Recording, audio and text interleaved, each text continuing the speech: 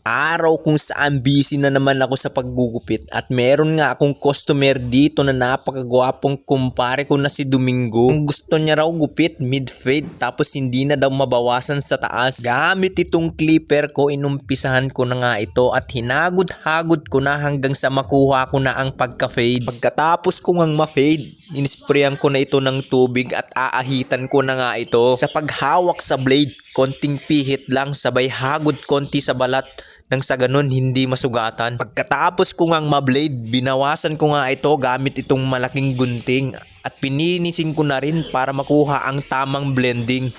Sa pagpipinising, kailangan magaan lang ang kamay. Konting diin lang nang sa ganun maganda ang resulta. Gamit itong detailer ko, pinadevil cut niya nang sa ganun makuha daw ang magandang forma. Sa parteng taas ng buhok niya, konting bawas lang daw nang sa ganun matanggal ang kulot niya at magmukhang Koreano daw ang datingan. Sa ganito ngang teknik ng pagbabawas, siguradong pantay-pantay nga ang paggabawas nito.